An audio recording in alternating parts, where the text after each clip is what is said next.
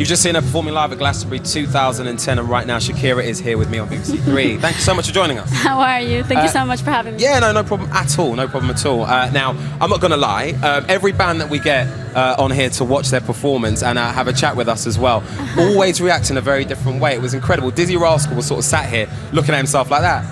I'm actually quite muscly. I like the way that I performed there. And the Cribs, half of them couldn't watch and the other half really loved it. And you hated watching yourself. What is that all about? I hate watching myself. I never watch myself on TV. No. There's no way. Why? What's the problem? Because it looked fine from over here. You know, I show up, I do my work, and I enjoy it. Right. I had a blast on stage. It was amazing. Probably one of the most amazing performances. I mean, the reaction of the crowd was just one of the most, probably one of the most memorable ones of my entire career. But I just don't enjoy watching myself.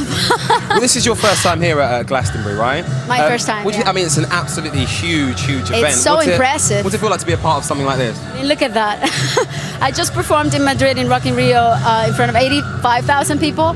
But I'm sure there are more than that here. That looks to me like 120,000 at least. It's an ocean of people. And I was so surprised and happy at the same time to see how they were involved all the time, from the top to the performance to the end, in every song, even the Spanish songs. They were so participative and so present, you know, and so connected. Well, I felt so good. The last time I actually saw you perform live was at the South Africa concert for the World Cup, the opening ceremony. Now, what was that like performing in Africa and being a part of such a huge event, much like this? I mean, this World Cup is very special to me. The fact that it's taking place in South Africa, in Africa, you know, a continent that has been forgotten for so long, and now it's the chosen continent. It's just so significant, and that very moment was so emotional to me. You know, even my dad, my mom, everybody called me from Colombia. They were crying on the phone. It was one of those moments. Having a choir with 50 kids, 50 African kids on stage with me, singing the Waka Waka, and also seeing the crowd for the first time perform the World Cup song, the song that I wrote for the World Cup.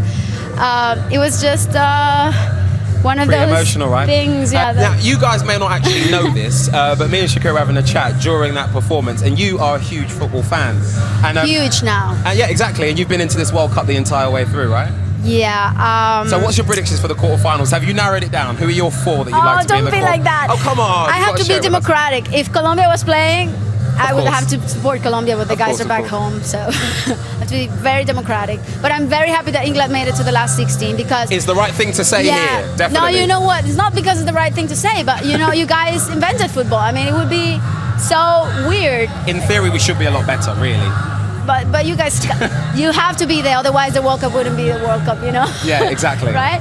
So I was very happy for you, and I think it's just going to get better from now on, right? Better and better. Okay, well, to change the subject, back to Africa for a second. No, let's talk about football. Yeah, that's all I want to talk about now. You spoke about Africa and how amazing it was to perform there, and we also spoke about how Africa has sort of influenced your music, because the part of Colombia that you're from has a huge African presence, is that right?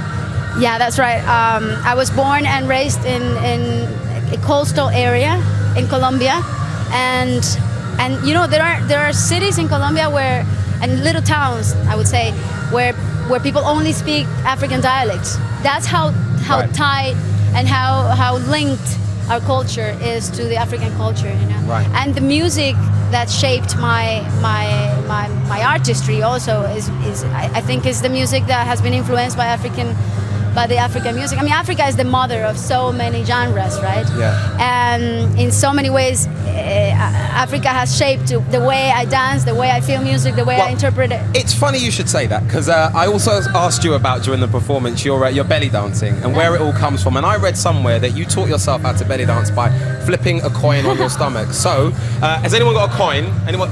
Here we go. Don't make me do that. I'm not going to make you do that. I need you to teach me, right? So I've got a £2 coin here. Especially if you just ate, don't even try. Well, the thing is, can I just put the disclaimer out there that I have just eaten dinner, and it's not pretty down there. Oh, do you know what? I'm being told to wrap it up, fortunately. So we're not going to actually see that. You're gonna do it? Yeah, we're going to do that. They won't see it though, but we'll have a little belly dancing lesson without you guys just now. Let's let him imagine it all. In the meantime, let's check out Edith Bowman. She's about to watch some editors. They are live right now. Edith, over to you.